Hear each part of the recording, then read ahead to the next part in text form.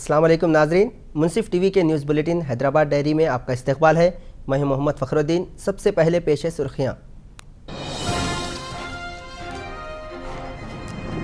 Andhra Pradesh assembly का सरमाई इजलास है जारी।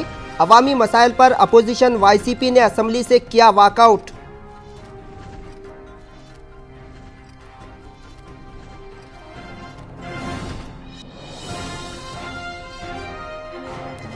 हज हाउस नामपल्ली पर सीपीआई और तंजीम इंसाफ के कारकुनों ने दिया धरना। फी रिएम्बर्समेंट और स्कॉलरशिप की अदायगी का हुकूमत से किया मुतालबा।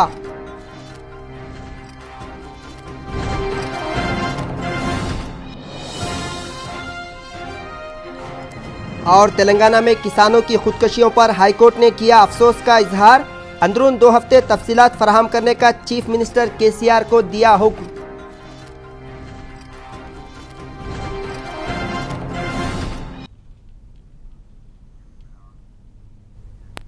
और अब पेशर खबरों की तफसील। आंध्र प्रदेश असम्बली का सरमाई इजलास जारी है। इजलास के दौरान अपोजिशन वाईएसआर कांग्रेस पार्टी ने किसानों और कंट्रैक्ट एम्प्लॉइज़ के मसाइल पर हुकूमत के खिलाफ सख्त नाराज़गी का इजहार करते हुए असम्बली में एहतजाज किया। बाद अज़ां जगन मोहन रेड्डी ने कंट्रैक्ट एम्प्लॉइज़ को मुस्तकिल करने और बेरोज़गारों को रोज़गार फराहम करने के अपने इंतखाबी वादे को पूरा करने का हुकूमत से मुतालबा करते हुए असम्बली से वॉकआउट किया। जगन ने बताया कि chief minister N Chandrababu Naidu अपने इंतखाबी वादे को पूरा करने में पूरी तरह से नाकाम हो गए हैं।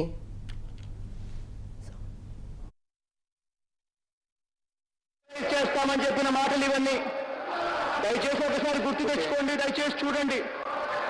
ఆ రోజు బాబు జాబ్ కావాలంటే బాబు రావాలన్నారు. ఈ రోజు బాబు వచ్చాడు, ఉన్న జాబులను కూడా పెరుగుతా ఉన్నారు. ఇది జరుగుతా ఉన్న వాస్తవం. జాబ్ ఒకవేళ ఇవ్వలేకపోతే ప్రతి ఇంటికి 2,000 రూపాయలు నిరుద్యోగ భృతి ఇస్తామన్నారు. చంద్రబాబు నాయుడు గారు కన్ను పెద్దది చేసి నిజంగా ఆయన మాట్లాడిన తీరు చూస్తే నిజంగా మా అందరికి కూడా కాస్త భయం వేసింది. అధ్యక్ష రాత్రికి రాత్రి వాళ్ళందరినీ वाईएसआर कांग्रेस पार्टी के एमएलए प्रताप रेड्डी ने आंध्र प्रदेश असम्बली के अहाते में मीडिया पॉइंट से बात करते हुए कहा कि आंध्र प्रदेश में कई अफराद गैर कानूनी अराजियात पर काबिज हैं। कई अफराद मासूम व बेगुनाह अफराद की अराजी पर कब्जा कर रहे हैं।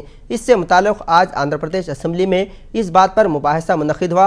एमएलए प्रताप रेड्डी ने मीडिया से बात करते हुए कहा कि हुकूमत अवामी मसाइल पर तवज्जो देने से खासिर है। Some Telugu leaders occupied the SC/ST lands. They are staying past 30 years there. Even though in the name of Swisaka Sravanti, India Swisaka Sravanti's name, they occupied 40 cents of the land. Myself and my district MP Rajamohan Reddy Garu, both we made a dharna in highway Digbandham. Even though nobody was responded, even Collector also came there and seen, but they have not taken any charges there. They occupied and they are considering a war also. I don't know why these people are doing like this book abja and nobody is responding. Government also supporting that. We are going to do some more dharnas if they are doing like this. Nobody will accept this like these things also. Kavali Niyazvargam, Dagadatta Mandagam. Some Telugu leaders occupied the SC/ST lands. They are staying past 30 years there. Even though in the name of Swisaka Sravanti, India Swisaka Sravanti. Andhra Pradesh assembly का इजलास जारी है। इजलास के दौरान Telugu Desam party के कायदीन की जानिब से असम्बली में अपोजिशन के साथ किए जा रहे बर्ताव पर आमनी बाला ने सख्त नाराज़गी का इजहार किया। उन्होंने कहा कि तेलुगुदेशम पार्टी के कायदीन अपोजिशन को गिरी हुई नज़रों से देख रहे हैं। तेलुगुदेशम पार्टी के कायदीन के तरीक़ेकार पर आमनी बाला ने कड़ी तनकीद की। उन्होंने अपने रवैये में तब्दीली लाने का तेलुगुदेशम कायदीन को मशवरा दिया। And unfortunately, those who have done unparliamentary words, unparliamentary dignity, he himself he wants to expose himself. But where is the point? He is insulting women, entire women faculty, and he is insulting and he assassinated other peoples. Like whatever he wish, he wants to tell, whatever he wants to do, he will do. That is totally unbearable. We are opposing from women's side and we are Somajiguda press club पर किसान तंजीम के कायदीन ने एक press conference मुनक्किद किया। इस मौके पर आंध्र प्रदेश में सदर मकाम की तामीर से मुताल्लिक़ हुकूमत की जानिब से लिए गए फैसले पर किसान तंजीम के कायदीन ने नाराज़गी का इजहार किया। किसान तंजीम के कायदीन का कहना है कि हुकूमत ने गुंटूर और विजयवाड़ा के बीच में आंध्र प्रदेश का सदर मकाम बनाने की कोशिश में है। उन्होंने किसानों से भी राय हासिल करने की हुकूमत से मांग की। हिंदी में इसमें हम सब शामिल हैं। जो ये नया आंध्र प्रदेश राज्य में एक नया राजधानी बनाने का जो प्रक्रिया चल रही है, इसमें हम सब बहुत दुखी हैं कि लोगों को ना शामिल करते हुए, किसी से कोई बात और कंसल्टेशन ना करते हुए आंध्र प्रदेश सरकार बहुत जल्दीबाजी दिखा रही है और एक गुंटूर और विजयवाड़ा के बीच में कैपिटल रहना है, ये तो उन्होंने खुद ही डिसाइड कर दिया।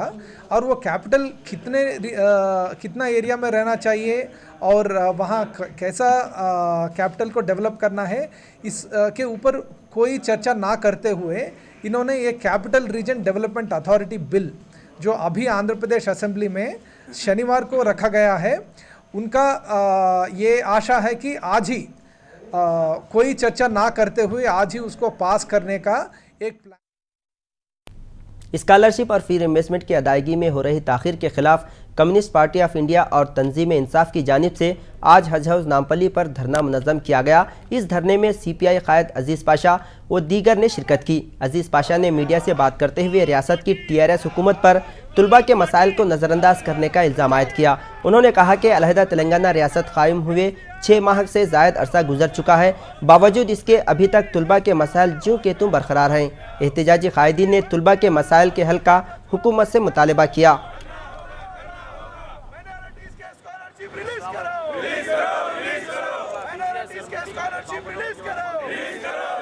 दक्कन वक्फ प्रोटेक्शन सोसाइटी की तरफ से आज यहाँ पर हम जो धरना मुनक़िद कर रहे हैं, उसके 4 मकासद हैं।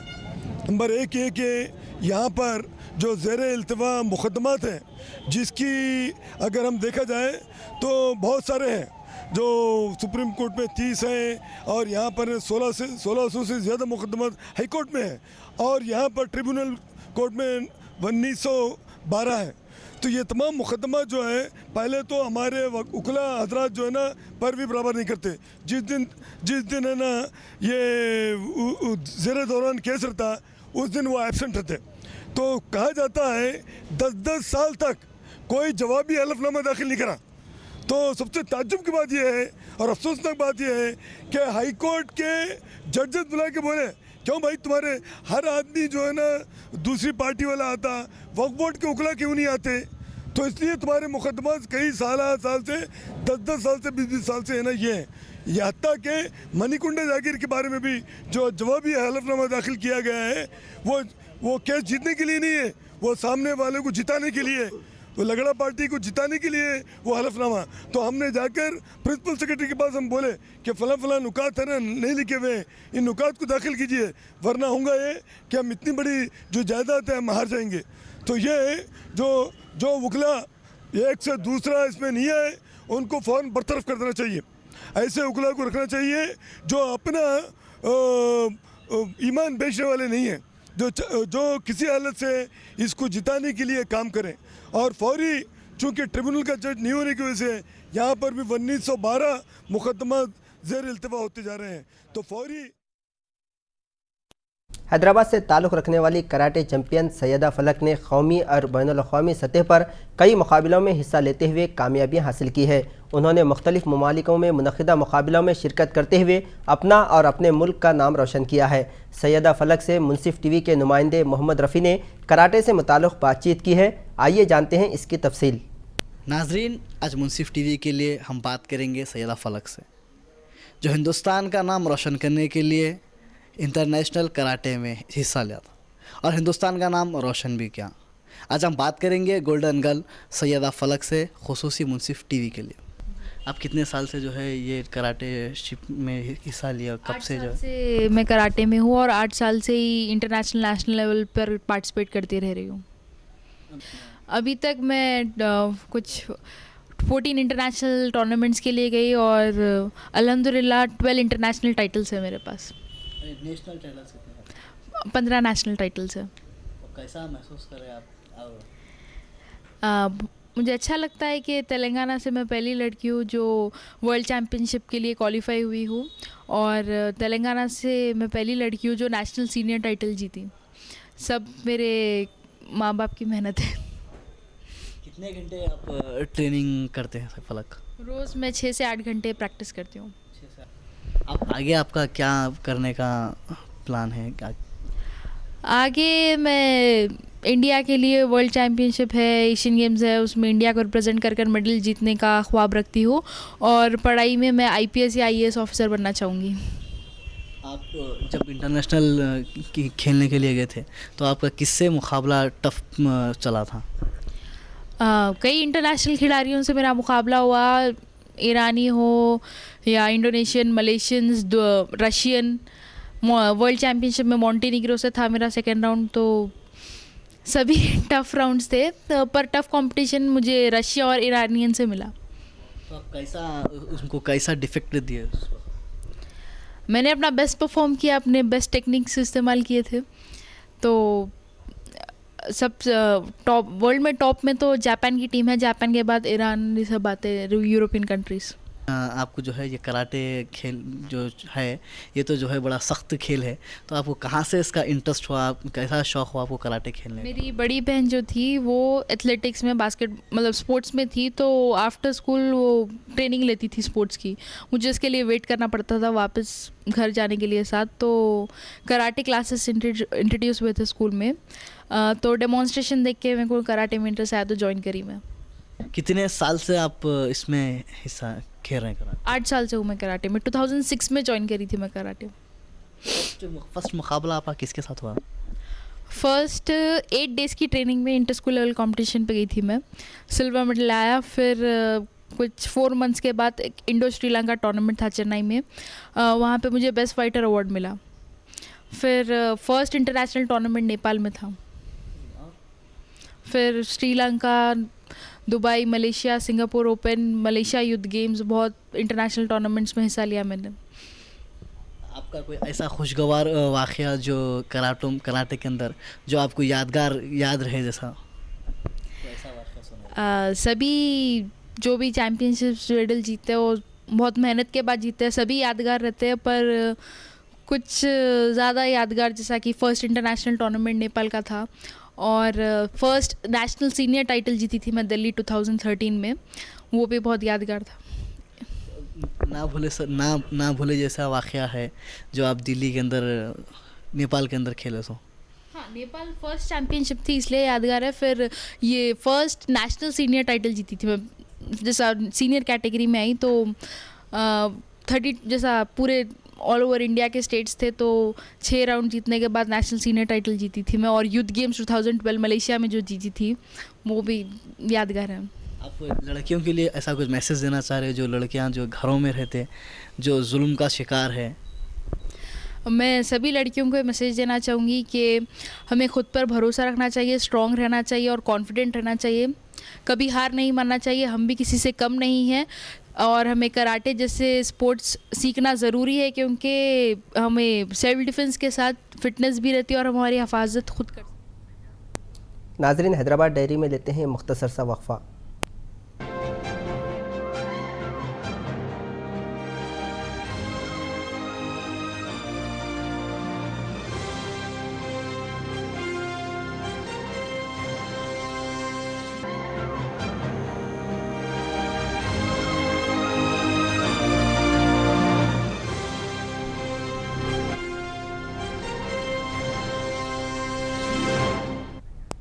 वक्फे के बाद हैदराबाद डायरी में आपका इस्तकबाल है।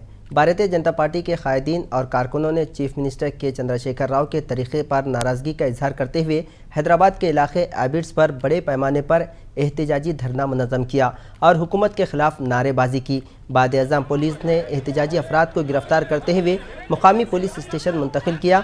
इस मौके पर बीजेपी कायदीन ने मीडिया से बात करते हुए चीफ मिनिस्टर KCR पर अवामी मसाइल को नज़रअंदाज करने का इल्ज़ाम आयद किया।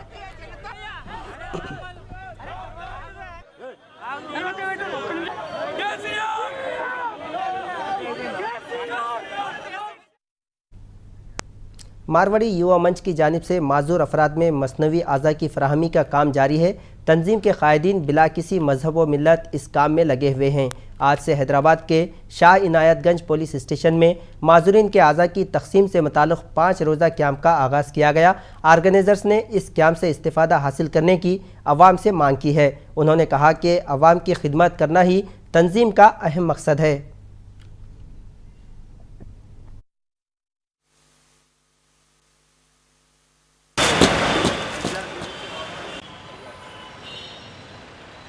ये फ्री कैंप अपने हम घर के पास कांस्टेबल रहते हैं, उन्होंने फ़ोन करके बोले यहाँ पे फ्री, यहाँ पे हाथ लगाए, फिर हाथ लगाए, यहाँ पे 1 रुपये नहीं लिए, सब हाथ लगाए तो अच्छा रहा। आप पहले कोई दवाखाने में बताए थे? उस्माना में बताए थे, उस्माना में क्या है कुछ इलाज नहीं हुआ, कुछ भी नहीं हुआ। और कौन दवाखाने में बताया? उस्माना में बता लें कि इंकोटी में भी जरा सर्टिफिकेट दिए हैं, कुछ इलाज नहीं हुआ। मारवाड़ी युवा मंच ग्रेटर हैदराबाद के सचिव मैं दिनेश जैन आप सभी को बताना चाहूँगा कि हमने पहला कैंप 6 से 10 दिसंबर तक घोसामेल पुलिस स्टेडियम में किया था, जो बहुत ही शानदार 116 लोगों को वहाँ पर हाथ और पैर लगाए गए थे। उसके बाद हमने काजीपेट वरंगल में कैंप किया, जहाँ पर हमने 54 लोगों को पैर लगवाए। उसके बाद बेलमपल्ली में कैंप हुआ, जहाँ पर 57 लोगों को पैर लगाए गए। लोगों की मांग को देखते हुए और यहाँ पर संख्या को देखते हुए हमने आज यहाँ पर शहनाजगंज PS में एक कैंप लगाया है, जिसमें सभी विकलांगों को हाथ और पैर निःशुल्क लगाए जा रहे हैं। इस टीवी चैनल के माध्यम से जो भी देख रहे हैं, आप मैं सभी से निवेदन करता हूं कि आप लोग जिनको भी हाथ और पैर की ज़रूरत है, कृपया आप यहां पर आए और हमें सेवा का एक मौका अवश्य देवें। जो मुंसिफ टीवी चैनल के माध्यम से हमारे को जो सपोर्ट मिल रही है, वाकई मैं उनका तहे दिल से शुक्रिया अदा करता हूँ। और आगे भी मैं आपसे उम्मीद करता हूं कि इस मानव सेवा के अंतर्गत जो मुंसिफ टीवी का जो सहयोग मिल रहा है, बहुत ही प्रशंसनीय है। तेलंगाना में किसानों की खुदकुशियों पर हाईकोर्ट ने अपना रद्द-ए-अमल जाहिर किया है। अदालत ने बताया कि तेलंगाना में आए दिन किसानों की खुदकुशियों के वाक़यात मंजर-ए-आम पर आ रहे हैं। बावजूद इसके हुकूमत किसानों के मसाइल पर तवज्जो देने से कासिर है। अदालत ने अंदरून 2 हफ्ते तफसीलात फराहम करने का चीफ मिनिस्टर को हुक्म दिया। वाज़ेह रहे कि रियासती हुकूमत किसानों के मसाइल को पूरी तरह से नज़रअंदाज कर चुकी है, जिसके सबब आज तेलंगाना के कई किसान खुदकुशी करने पर मजबूर हैं। हैदराबाद के इलाके नामपल्ली में वाक़ बीजेपी दफ्तर में रियासती सदर किशन रेड्डी की जानिब से एक प्रेस कॉन्फ्रेंस मुनक़्क़िद की गई। इस मौके पर किशन रेड्डी ने कहा कि तेलंगाना की TRS हुकूमत GHMC के इंतखाबात मुनक़्क़िद करवाने में लापरवाही का मुजाहरा कर रही है, जिसके सबब इलाके की तरक्की ठप पड़ गई है। किशन रेड्डी ने बताया कि वक्त मुकर्ररा पर इंतखाबात ना होने से मरकज़ का फ़ंड नहीं आ रहा है, जिसकी वजह से शहर की तरक्की पूरी तरह से रुक गई है। बीजेपी ने वक्त मुकर्ररा पर म्युनिसिपल इंतखाबात मुनक़्क़िद करवाने की हुकूमत से मांग की। समझ रहे पूरे पार्टी का नेता हमारा पार्टी में आना, पूरे पार्टियों को हमारा पार्टी में आने के बाद जब हम इलेक्शन करेंगे ऐसा उनका सोच है, ऐसा न्यूज़पेपर में आ रहे, ये गलत है। पार्टी से संबंध रहते हुए समय पर इलेक्शन लगाना, जो 73-74 कॉन्स्टिट्यूशनल अमेंडमेंट जो लोकसभा राज्यसभा ने किया है पार्लियामेंट ने, उनके आधार पर इलेक्शन समय पे करना चाहिए। अगर समय पे इलेक्शन नहीं किया, केंद्र सरकार से जो पैसे नहीं आता है वो केंद्र सरकार नहीं दे सकते हैं। वो अमेंडमेंट हो चुका है, जिस लोकल बॉडी समय पे इलेक्शन नहीं करते हैं उस लोकल बॉडी को केंद्र सरकार से कोई पैसे नहीं देना चाहिए, ऐसा पार्लियामेंट में एक एक्ट बना दिया है। इस एक्ट में अनुकूल इलेक्शंस नहीं करवाए तो वरंगल में नहीं हुआ, खम्मम में नहीं हुआ, GHMC में भी नहीं हुआ, ये 3 पोस्टपोन करके रखे हैं। इसके कारण जो हैदराबाद को जो पैसे मिलते हैं केंद्र सरकार से, वो पैसा में मिलने का रुकावट होता है। इसलिए भारतीय जनता पार्टी की तरफ से मैं अपील कर रहा हूँ, तुरंत इलेक्शन होना चाहिए। उसके साथ साथ जो पेंशन्स, विडो पेंशन्स हो, हैंडीकैप्ड पेंशन्स हो और ओल्ड एज पेंशन्स हो, ये पेंशन्स भी तुरंत जो एलिजिबल पर्सन्स है उनको देना चाहिए। अभी आज जो भी MRO ऑफिस जाइए, अभी मेरा जैसा कार्यकर्ता, MLA, पब्लिक रिप्रेजेंटेटिव जो भी गांव को, जो भी बस्ती में जाते हैं, तुरंत हज़ारों लोग widows, old age persons, handicapped persons मेरे पास आ रहे, हमारे को पेंशन। तेलंगाना हुकूमत की जानिब से हैदराबाद के नारायणगुड़ा में पोचमपल्ली साड़ियों का एग्जीबिशन मुनक़िद किया जा रहा है। तेलुगु फिल्म एक्ट्रेस गीतांजलि ने इस एग्जीबिशन का इफ्तिताह किया। इंतज़ामिया ने बताया कि ये एग्जीबिशन 10 दिनों तक जारी रहेगा। एग्जीबिशन इंतज़ामिया ने शहर के अलावा अजला की अवाम से इस एग्जीबिशन से मुस्तफ़िद होने की अपील की। वाज़ेह रहे कि पोचमपल्ली के साड़ियाँ हिंदुस्तान भर में काफ़ी शोहरत के हामिल हैं।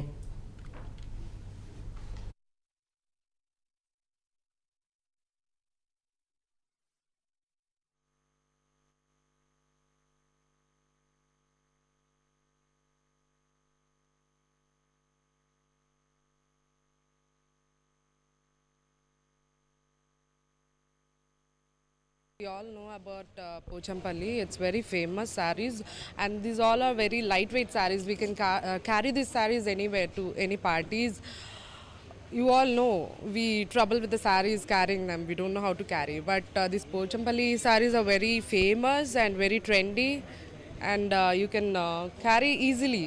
So it's very beautiful. Also, you can come and shop with your family. And Pochampally का जो पार्क का एक्सक्लूसिव जो वैरायटी बनाता है, ये इंडिया वाइज में सबको मालूम होना चाहिए। वो भी हैंडलूम का जो एक्सपोज जो बेनिफिट है, वो बेनिफिट भी बताया तो सबको कस्टमर्स को मालूम होना चाहिए। ऐसा हो तो इसका बहुत डिमांड हो जाएगा। इक्कत का जो स्पेशलाइज जो है ना, ज़िले रंगारेड्डी के राजेंद्र नगर अत्तापुर में पेंशन की अदायगी में हो रही ताख़ीर के खिलाफ मुकामी अफराद ने बड़े पैमाने पर हुकूमत के खिलाफ सख्त नाराज़गी का इजहार किया। मुकामी अफराद का कहना है कि ओहदेदार उन्हें पेंशन देने में तसाहिली का मुजाहरा कर रहे हैं। गुज़िश्ता 1 माह से उन्हें इसी तरह परेशान किया जा रहा है। मुतासिर अफराद ने उन्हें वक्त पर पेंशन देने की हुकूमत से मांग की।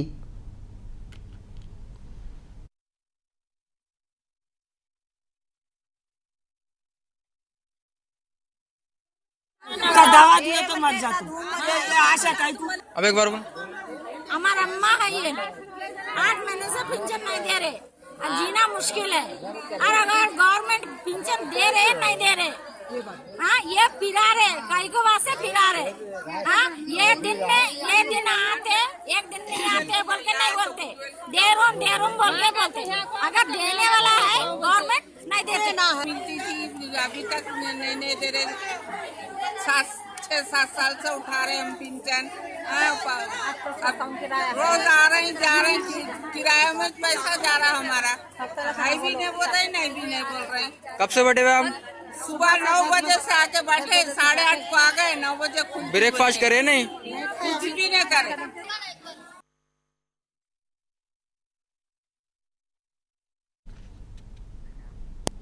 इख्तिताम से खबर डालते हैं सुर्खियों पर एक नज़र। आंध्र प्रदेश असम्बली का सरमाई इजलास है जारी। अवामी मसाइल पर अपोजिशन वाईसीपी ने असम्बली से किया वॉकआउट।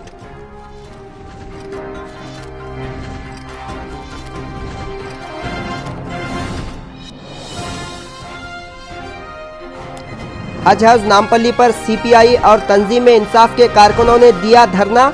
फी रिएम्बर्समेंट और स्कॉलरशिप की अदायगी का हुकूमत से किया मुतालबा।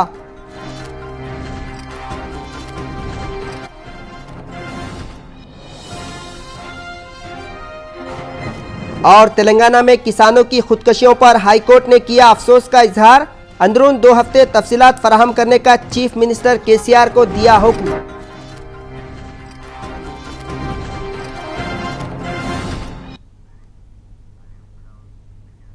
नाजरीन, हैदराबाद डायरी में फ़िलहाल इतना ही। ताज़ा खबरों के लिए आप देखते रहिए मुंसिफ टीवी। खुदा हाफिज़।